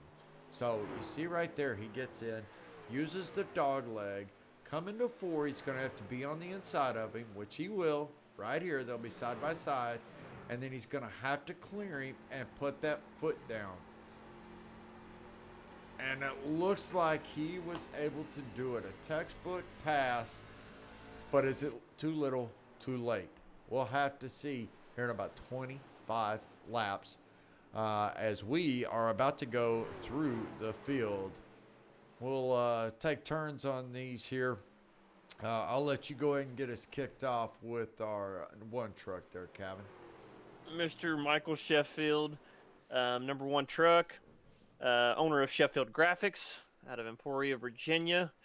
Had a really good showcase in the playoffs throughout, a couple wins. And right now he's showing that, he's putting everything on the line. He wants to win this championship tonight. Got a good truck, but that Cali kid, he's closing in from behind, but let's see what Sheffield can hold off or not. That's right. Sheffield won stage 1, and right behind all of these guys, every single stage, the Cali kid, Trevor Massetti, 18 years old from Madera, California, about 20 years wiser than his age says on his driver's license, and man, can this guy wheel a truck. He is always consistently up front, phenomenal driver, and a phenomenal person. His parents, Brian and Kristen Massetti, ought to be proud of the kid, the young man that they have raised. And it sounds like he'll be going to San Luis Obispo, where his new college is going to be starting next year. So the Cali Kid 3, Trevor Massetti. And we got 3rd place, fan favorite, proud to call him a teammate in the RSR Cup Series, Craig Burns. Had a pretty good showcase throughout the playoffs. Unfortunately had to miss a couple races, but he locked himself in, so he was able to miss them just due to real life. But Craig's a fantastic driver. I hate it for him on the tough break that he had didn't get the good end of the stick, with that pit road penalty. But good driver, and let's just see what he can do to try to finish this thing out. That's right. Right behind him, we have the 23, Chad Biesinger, our 4th and final Championship Ford driver here at the WallBangers Truck Series from Cloud, Michigan. Chad Biesinger is an aircraft mechanic. Hell of a guy. If you need to laugh, if you have a disease and laughter is the only medicine, this is the guy you call. We call him Mr. Consistency and the Mark Martin of the league because he is always consistent in his results and his execution. Chad Biesinger, the 23 BSR Toyota Tundra. And we got sitting there in 5th place from Glendale, Arizona, Mr. Jeff Carson. Jeff is a phenomenal driver to race with week in and week out. I have the privilege of being able to race with him in 2 other leagues throughout the week. Probably one of the cleanest drivers out there. The guy will give somebody the line, even if he's got the better truck. If he feels like you're in someone's way, if he's in someone's way, he will give you the right of the way. But just a really good driver. Probably one of the most respected drivers I've ever ran against. And he's just showing right now. He's not giving these top 4 drivers a hard time at all. But he's got a pretty good truck. Coming out in stage 3. Sure does. Right behind him, we have the 98 Porter and Cable, a Ford F-150 of Brian Fine, my Okie brother from Owasso, Oklahoma, about 2.5 hours up the turnpike here, right outside of Tulsa. Brian Fine, hell of a driver, raced in several leagues with him. A great guy, very intuitive and very methodical when it comes to how he is going to execute a track. And it doesn't matter whether he's driving an ARCA car, a NASCAR Cup car, or a Camping World truck. This guy is all about practice, practice, practice. Come to the track with a plan and then execute flawlessly. Brian Fine, the 98 from Owasso, Oklahoma. I was really hoping I was going to get this one. Number 13, Mr. Jerry Culver himself. If fans, if I told you or showed you the messages I get from him on a daily basis via Facebook Messenger or Discord, I don't know if we'd be on air right now. But love the guy. He is a blast to race with and just to bullcrap with throughout the week. He's got a great attitude, great head on his shoulders. The dude is a hard worker throughout the week in the real world life. I mean, just hearing some of the things he does as a living, I've got nothing but respect for Jerry and just love racing with the guy. So glad to see that he's ahead of the 10 right now for that 13th position prize pool, which is $100 in iRacing credit. But overall, just a decent night for him. Yeah, he's doing great, and he is. He's got a, let's take a look, a pretty commanding lead over the 10 truck of Chris Claude from Fairview, Tennessee, driving the 10 Dasani Toyota. Chris Claude's had a little bit of a struggle tonight, but doesn't discount the type of person he is or the driver that he is. This is a guy that runs 3 leagues himself: Sunday night NASCAR, Monday night NASCAR, and Tuesday night trucks. Hell of a guy. Knows what it takes to put on a league, to grind, the production, the time, the efforts, the babysitting, the counseling that we have to go through to put together these leagues week in and week out. So we're honored to have him race here at the WallBangers Truck Series, because just like myself, you know, we have 5 leagues, but I need a league where I can just go run and be a driver. It's hard to do that and be a part of the league in the admin side. So this is where he gets to do that, and we're honored to have him here.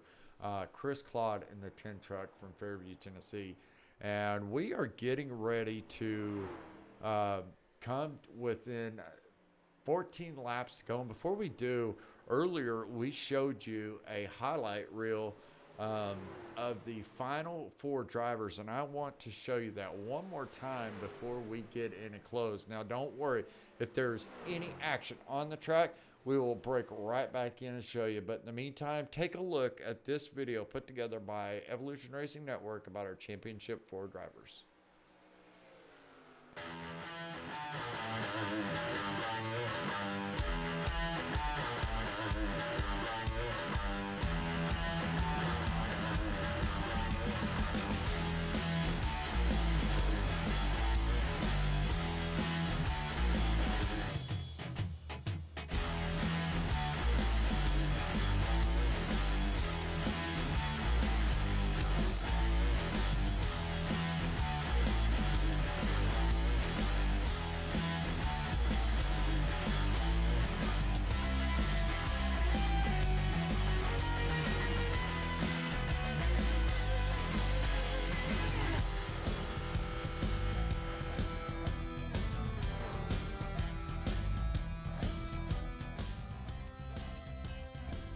And as you guys saw, as we were going to that video, it looked just like this. And ever since while you were watching that video, it's been just like this side-by-side battle. And we are going to stay right here on this lead pack for the remaining 10 laps as we go with the 1 truck of Michael Sheffield and the 3 truck of Trevor Mercedes, teammates from Evolution Racing, trying to sit here and figure out if they're going to be able to battle without wrecking each other. They are both running unique lines, Kevin, and they're both getting either corner entry or corner exit better than the other guy. Top tier drivers, it's going to come down to the line, brother. Oh, and Massetti hit the freaking apron. That's going to cost him just a little bit. Coming out turn, man, he just lost a couple tenths right there. Man, this is getting really good. I was gonna say, I think I was pretty good on my lap counter of when the action was gonna come to life, and 25 to go, man. Trevor really started reeling it in, and you can tell he was going to work. But man, him just lightly grazing that apron right there in that turn, that just cost him a little bit. That's gonna be a hard one to come back. But I think Sheffield just hit the apron a little bit, and he just got another 10th on him. Yeah, and these two guys are good enough that they still have a short distance between the two of them. Neither one of them. Trevor doesn't have a ton to make up, and Sheffield doesn't have a big gap on Trevor, so he can't afford to have any mental mistakes. Here is where you cannot beat yourself. You cannot make a mistake by missing a mark, by overshooting the corner. You need to rely on the other driver to make the mistake so that you can capitalize. But don't beat yourself and go into this thing and cost the race for yourself, because we're at the end of a tire run. We are at the end of the race. We are coming to the line with 7 to go, and Trevor Massetti is not letting up one bit. Wow, these guys are getting close. Holy smokes. And Michael Sheffield got a little loose there. Yes. You saw the rear of that truck just kind of pick up and turn right. And Trevor Massetti, that's the thing. He is just waiting for his opportunity. He's going to get to the outside of the one truck here, and he is going to try a crossover move. He went to that corner so high, and he's letting off, and you'll see him come down low and get a bigger run than Michael Sheffield. And there you go. There that's you go. gonna put him side by side. This is Chad Beesinger and Craig Burns all over again. My gosh, Wow. side by side, and Trevor is almost gonna clear him. Is it gonna use? It's gonna use the dog leg. These guys gotta have ice running through their veins right now, Calvin. Yeah, he had to be really careful there. If he went up too far up the track, I think Michael would try the crossover move on him. But that just was a really good textbook pass on Trevor Massetti's part. Yeah. Man, this is just some really good racing right here. Holy I mean, smokes. you're putting it all on the line, so you can't leave nothing behind. And the Cali kid right now, man, he's got to go. Oh, Chef, go, go, go, go.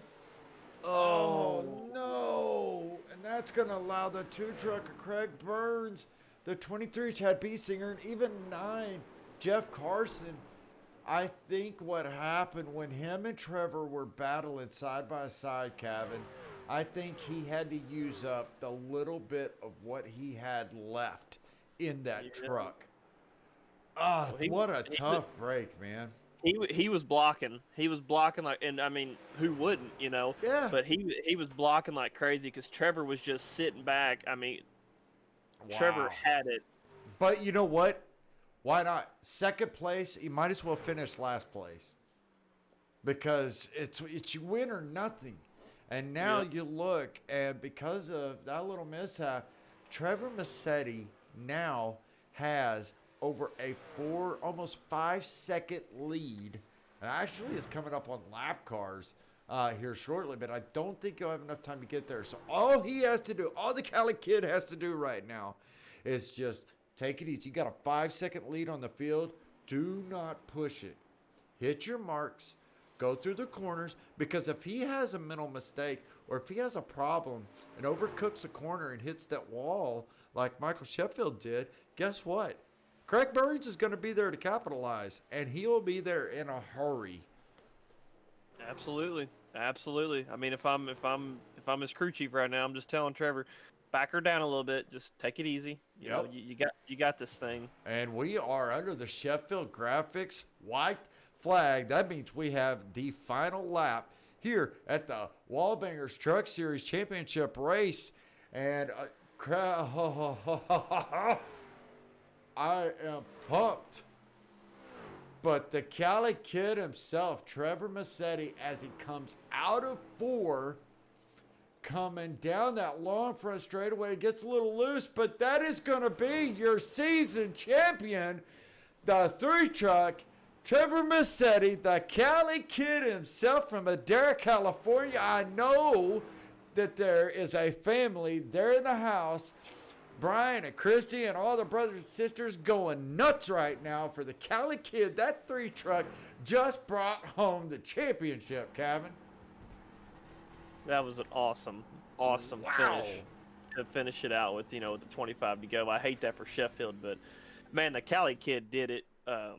Props to him. I said it earlier in the broadcast that he was off by just a hair from Sheffield, and he made a final tweak in that last stage because it showed, man, he had the best truck out here, hands down. Yes, he did, and he is burning it down. No reason not to make sure that motor does not go back to the shop. He is going to do a Polish victory lap here with a burnout to put an exclamation point on it. What an amazing finish tonight here at ISM Speedway in Phoenix, Arizona for the WallBangers, as that motor just said, see ya, boys. I need a new one next year anyways. What an unbelievable finish to the race tonight. These guys put on a show just like they do each and every week, Kevin.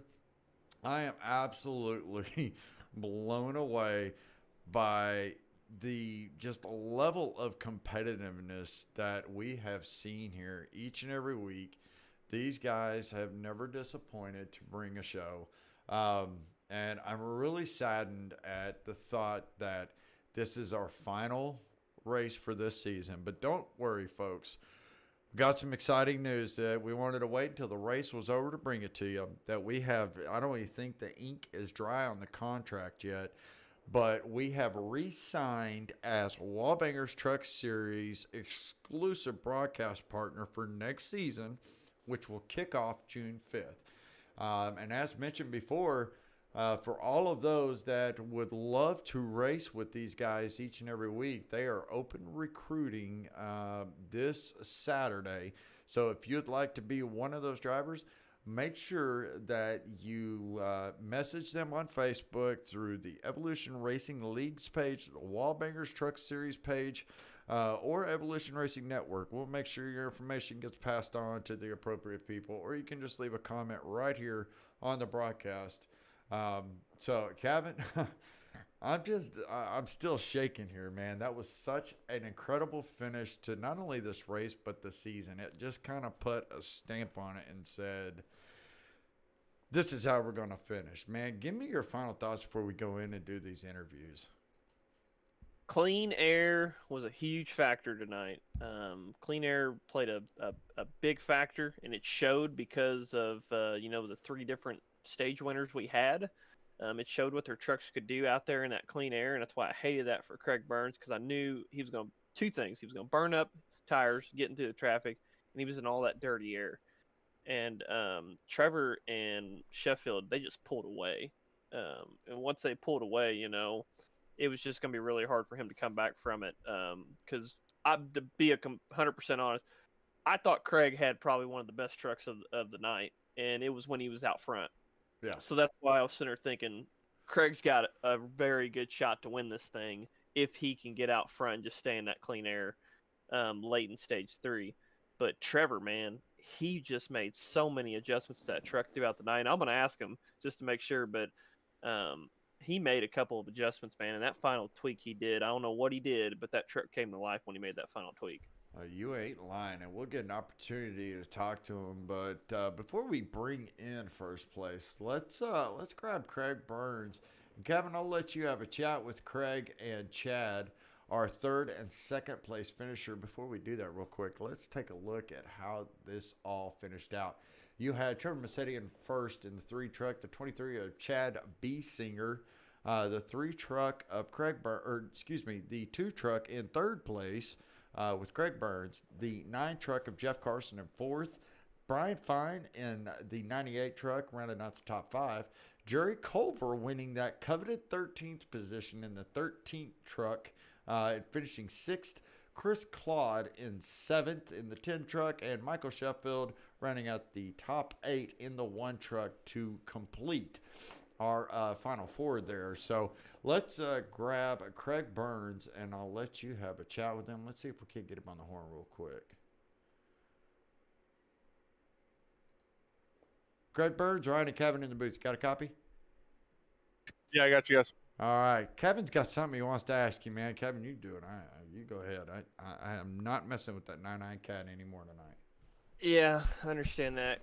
Craig, I know you would much rather us be the last person to talk to tonight, but tough break for you on that pit road speeding penalty. But just take us through that. I know you were held up a little bit battling out B Singer, but just take us through that last stage. Starting in the very back and how you had to get through the field to finish second.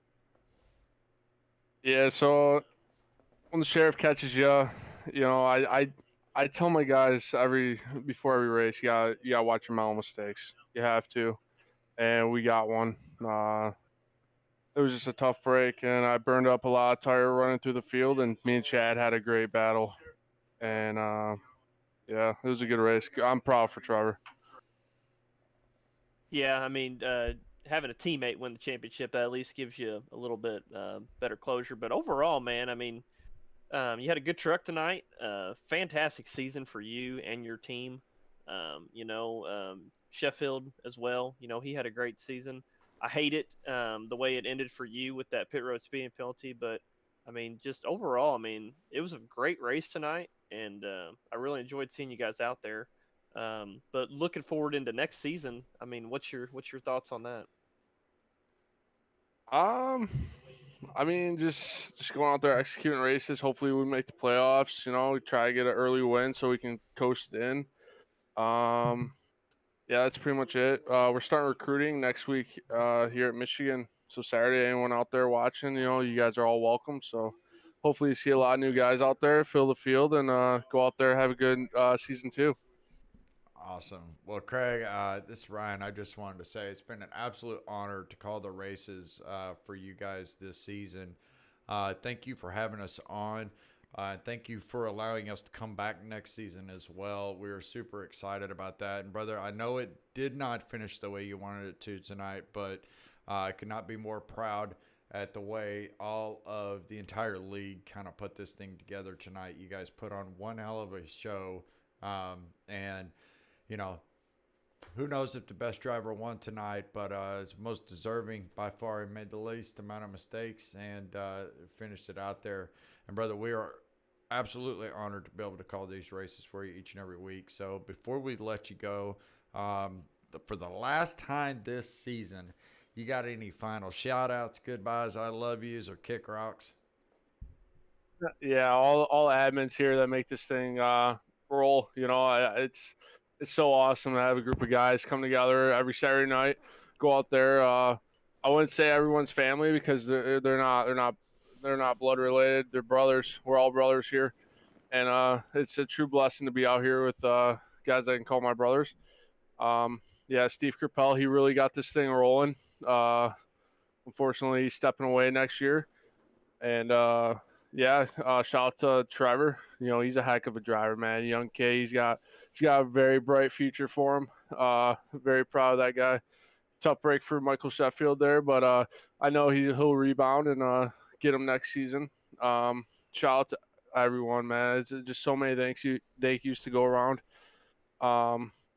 Yeah, and shout out to my dad. I know he's out there watching. Awesome. Well, Craig, I'll let you go celebrate the season and get with the rest of the teammate.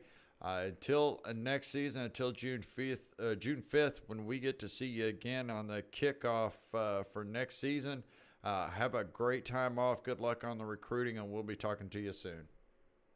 Appreciate it, boys. And shout out to you guys, man. You guys do a heck of a job in the booth. I love listening to you guys every week, man. You guys kill it. All right. Well, we appreciate it, brother. Well, there's no place we'd rather be on Saturday nights than right here with you boys at WallBangers. And that was Craig Burns, your third place finisher in our season wrap up here. Let's bring Mr. Consistency himself, Chad Biesinger, down here and let Kevin go ahead and get a chat with him. Chad, this is Ryan and Kevin in the booth. You got a copy? Yeah, I got you. Hey, buddy. Congratulations. Kevin, I think, has something he wants to say, though, first, before I get an opportunity to say anything. So go ahead and take it away, Kevin. Just overall, Chad, I mean, first it started out, it kind of seemed like you were off pace a little bit. So I'm not gonna lie, I was a little worried about you, and I told Ryan during broadcast, I said he's gonna go to pit road, he's gonna make some adjustments, and it seemed like the truck got better throughout the night. And I mean, you come home with a second place finish. I know that's not what you wanted. Obviously you wanted the championship, but just take us through it. Tell us how that race went. Yeah, I mean, you were right. I was definitely off pace. Just got tight so quick.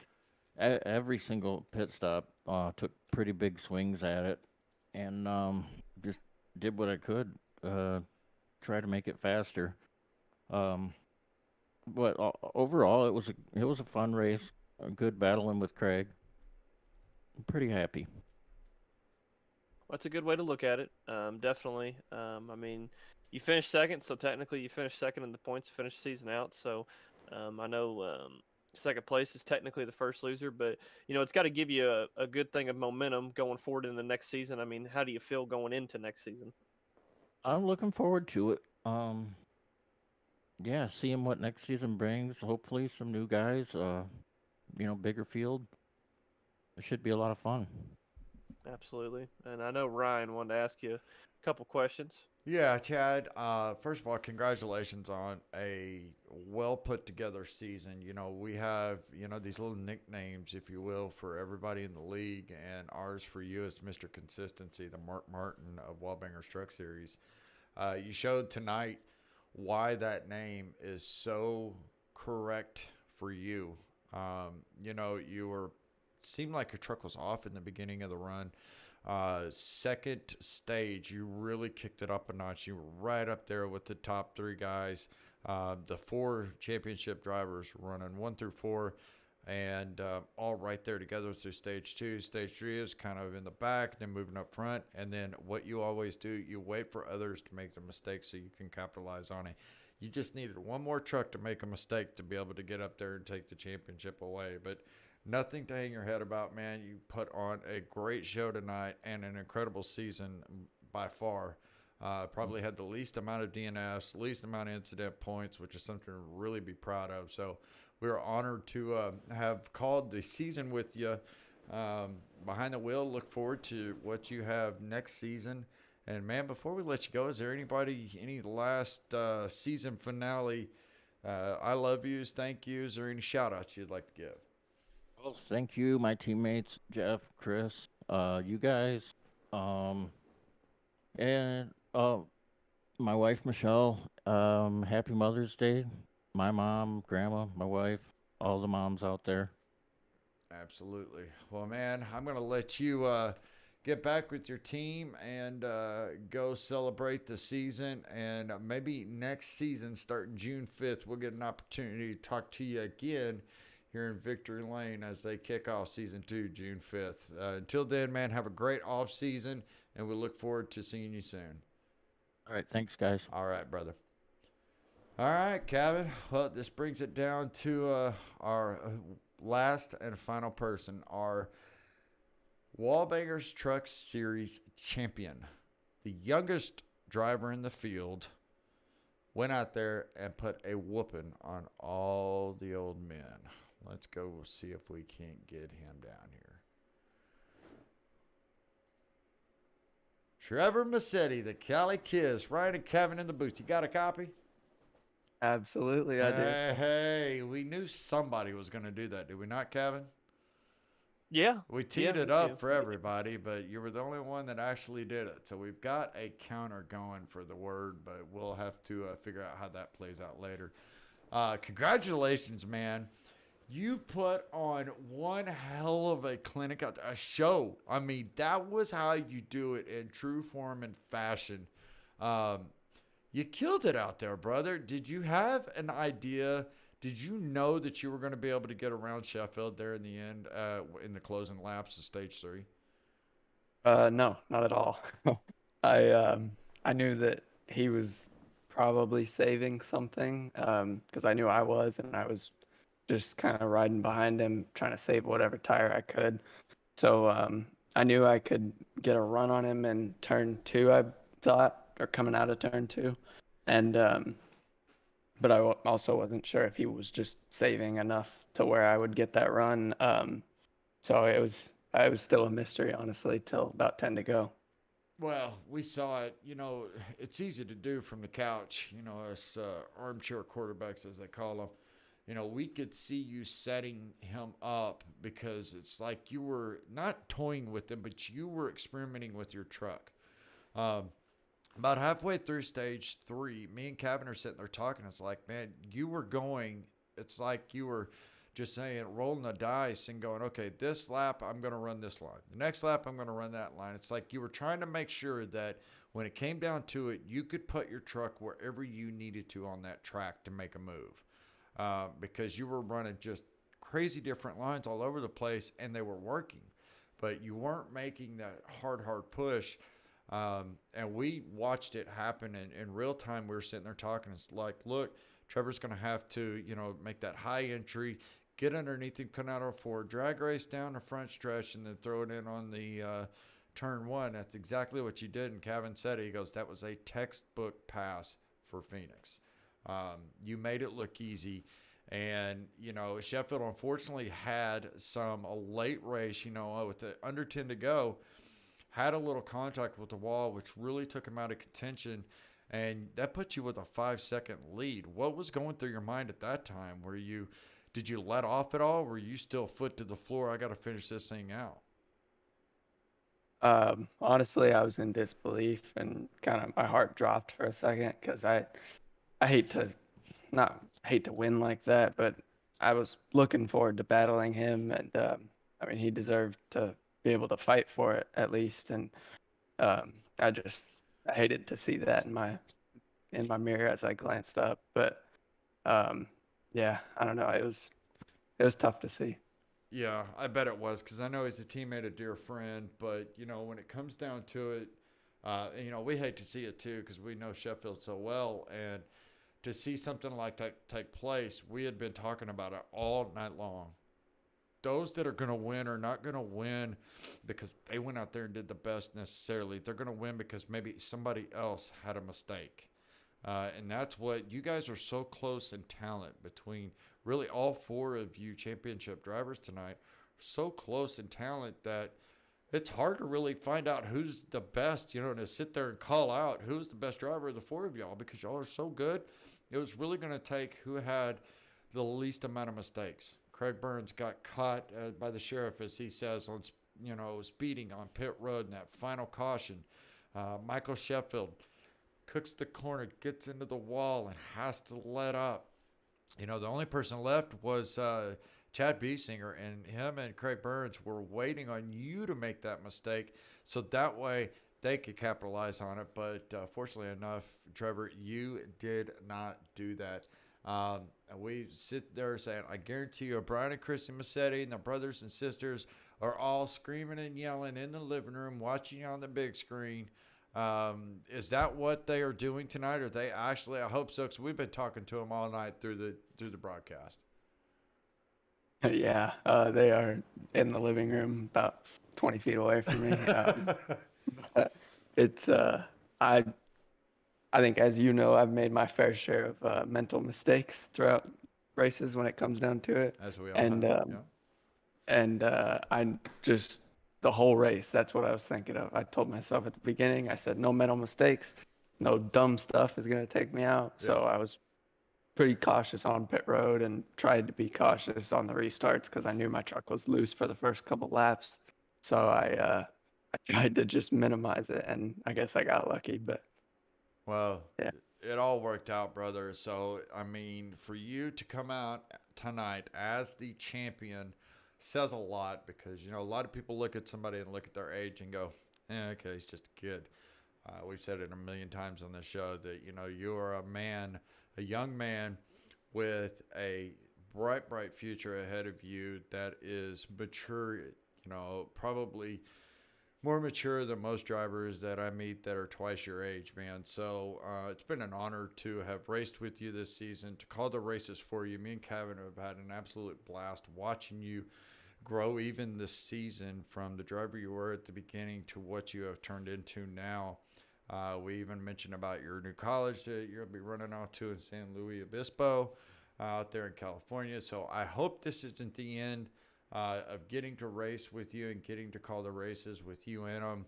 You know, you got season 2 kicking off June 5th. What are you coming back for that? Are you excited for it? Kind of what's the immediate future hold for Trevor Massetti, the Cali kid?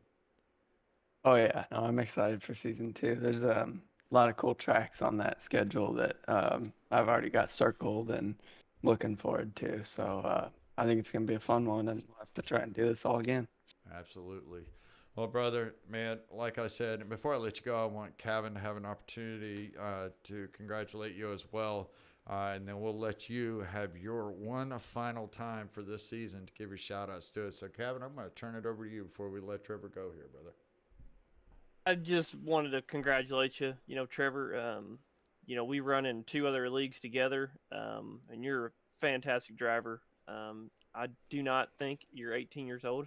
You drive like you've done this for 25 years. But nothing but respect to you, man. Definitely well deserving and good representative for this league as well. But just really hope that next season kicks off really good for you. And just want to give a shout out to your dad. Your dad's always given us good feedback on our broadcasting. So to you and your dad, thank you for what you guys do. And just really look forward to seeing you dominate next year. I appreciate it. Well, brother, before we let you go, as always, first of all, we're going to say, like Kevin, I want to reiterate, thank you, Brian and Christian Massetti and the whole Massetti family out there in Madera, California. Thank you guys for tuning in each and every week and cheering on your number one driver. Do you have any final season shout outs, thank yous, I love yous that you'd like to get out before I let you go and crack a Coca-Cola and celebrate tonight? I gotta say hi to Mom and Dad, Grammy and Nono, Nana and Grandpa, Uncle Nick, Auntie Karen. Thank you guys for watching. It's pretty cool to be able to do this and have you guys supporting me. And Gavin, Ryan, you guys for putting on this show, allowing them to watch it, because it's, I don't know, I mean, it's pretty amazing that you guys are able to do that. And all the admins that make this thing possible, my whole team, just the amount of support that we have for each other and everything that goes into these races, we're all working together on it. So it's a big team effort for sure. It's not just me winning this championship. Yeah, that's it. Well, spoken like a true champion there, Trevor. Well, brother, we're going to let you go and let you go celebrate with your team and your family. Until next season, we'll make sure that you go out, you soak this up, enjoy it, have some fun. Get ready, because here in just a few weeks, in less than a month, we'll be back here on Evolution Racing Network to kick off next season of the WallBangers Truck Series. But until then, have a great off season, and we look forward to talking to you soon. Appreciate it. Also, got to say Happy Mother's Day to Mom. That's right. All right. Thank you, Trevor. Thanks, guys. Well, Kevin, I want to reiterate, too, tomorrow is Mother's Day, and on the East Coast, that's about 10 minutes from now. So I just want to say it has been an absolute honor. And the one person that we did not get an opportunity to talk to tonight or see on the track besides Stephen Baldwin Jr. was Steve Kerpel, league admin. He was out of town this weekend, so he was unable to even join us. I was hoping we'd be able to get him in for a little commentary to have some final thoughts with him. But I hope he is having a great weekend.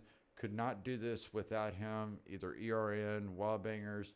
He is an integral part to all of it. So I want to say we love you, brother. Hope to see you soon, and hope you're having a great weekend. But, Calvin, this is it, brother. This is our official first season here of WallBangers, calling the races. I've had so much fun calling the races with you. You're like a brother from another mother for me. And, man, I just cannot wait to see what the future holds and what next season holds here for WallBangers Truck Series. So what's your final thoughts before we close this thing out, brother? This is just a good, clean league. Very proud to be able to broadcast it with you. Very excited for next season. When you guys gave me this opportunity to do this, I was a little nervous at first, but I think we gelled out extremely well, and just excited for season 2. I think it's going to be a lot of fun, and just really looking forward to seeing a full class, because I'm sure we're going to get a lot more drivers, and just seeing some of the new drivers come in, that's what I'm interested to see.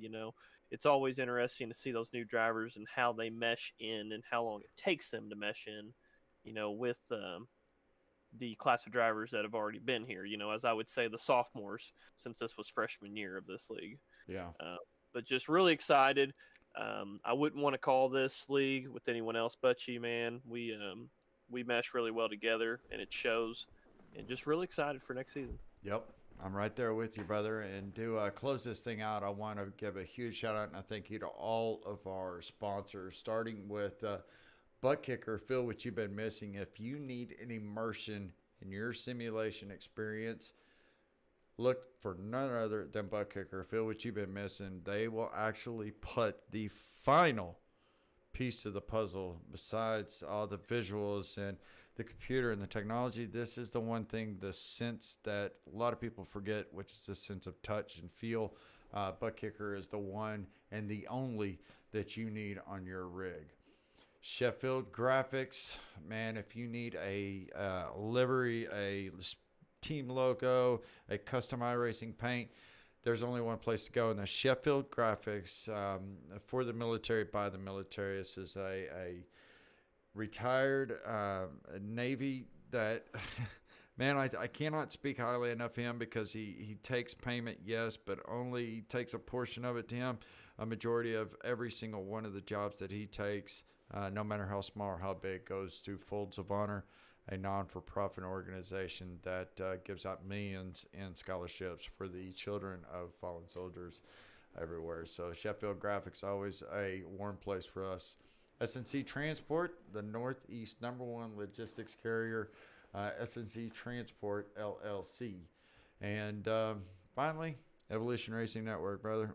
I'm so glad to be a part of this, and glad that we're able to come back each and every week, and hopefully they'll have us back starting next season. So, Kevin, until then, brother, have a great off season. I hope everything goes well for you, and I cannot wait to get this thing going again.